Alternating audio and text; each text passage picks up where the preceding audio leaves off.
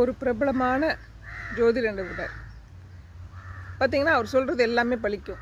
வெள்ளம் வரும்னா வரும், ஏரோப்ளேன் எங்கே உள்ள போகுதுன்னு சொல்லுவார், உழுவும். இந்த மாதிரி ரொம்ப துல்லியமாக கணிக்கக்கூடிய ஒரு ஜோதிடர் ஒரு ரெண்டு பேரோட ஜாதகத்தை பார்த்து சூப்பராக இருக்குங்க, நீங்கள் கல்யாணம் பண்ணி வச்சிடலாம் அப்படின்னு சொல்லுவாங்க. ஸோ அந்த 2 பேருக்கும் கல்யாணமும் ஆகுது. ஒரு 3 மாதம் தான் அந்த பொண்ணை பையன் வீட்டிலேருந்து கொண்டு வந்து விட்டுட்டு, நீங்களே உங்கள் பொண்ணை வச்சுக்கோங்க, ஆளை விடுங்கடா சாமின்னு விட்டுட்டு போயிட்டாங்க. இது எதனால் அப்படின்றது பார்ப்போம். அந்த பொண்ணு ஒருத்தரை காதலிச்சிருக்கு, ஆனால் பேரண்ட்ஸ் அதை ஏற்றுக்கல.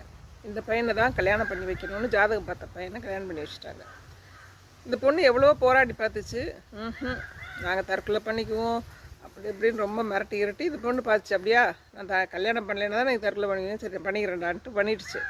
பண்ணிவிட்டு 3 மாதம் அந்த மாப்பிள்ளை வீட்டில் போய் உட்காந்துக்கிட்டு அவங்கள படுத்தின பாடு இருக்குல்ல, அப்படி கிடையாது, அவங்களே கொண்டு வந்து விட்டுட்டு போயிட்டாங்க.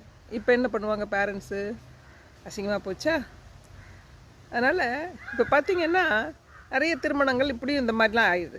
இப்போ அந்த பொண்ணு வந்து காதலித்தவனே கல்யாணம் பண்ணிவிட்டு நல்லா சூப்பராக வாழ்ந்துட்டுருக்கு. ஸோ ஜாதகத்தை நம்பி பண்ணால் சரியாயிடும் அப்படிங்கிறது எவ்வளோ ஒரு முட்டாள்தனமான விஷயம் இல்லையா? ஒரு 10 பொருத்தத்தை அந்த ஜாதக கட்டங்களை வச்சு கணிச்சிட்டு வாழ்ந்துருவாங்க, போங்க கட்டி கொடுத்துருங்கன்னு சொல்லிடுறாங்க ஈஸியாக.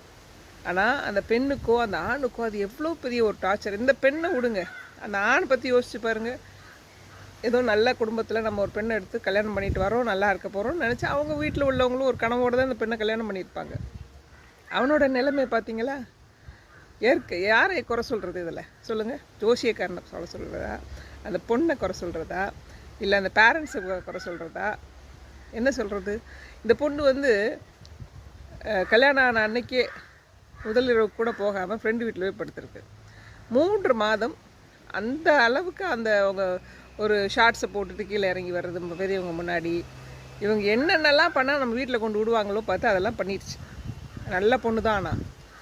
ஆனால் அதுக்கு மனசில் பார்த்திங்கன்னா ஒரு கோபம், பேரண்ட்ஸ் நம்ம இவ்வளோ சொல்லியும் நம்மளை வந்து நம்ம இது பண்ணிட்டாங்களே அப்படின்னு சொல்லிட்டு. எனக்கு என்னவோ இந்த பொண்ணை வந்து அந்த ஹஸ்பண்ட்கிட்டே சொல்லியிருக்கலாம், இந்த மாதிரி நான் லவ் பண்ணுறப்பா ஓடி போயிரு அப்படின்னு சொல்லியிருந்தா இப்போ அவன் போய் நல்லாவாது இருந்திருப்பான்னு நினைக்கிறேன். ஆனால் அவருக்கும் கல்யாணம் ஆகி இப்போ நல்லா இருக்கார், அது வேறு விஷயம். இருந்தாலும் அந்த ஜாதகம் அதெல்லாம் பார்க்கணுமா வேண்டாமா அப்படின்றத பற்றி எனக்கு கமெண்ட் பண்ணுங்கள்.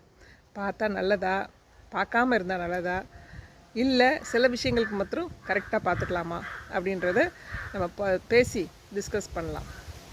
நிச்சயமாக கமெண்ட் பண்ணுங்கள், சப்ஸ்கிரைப் பண்ணுங்கள்.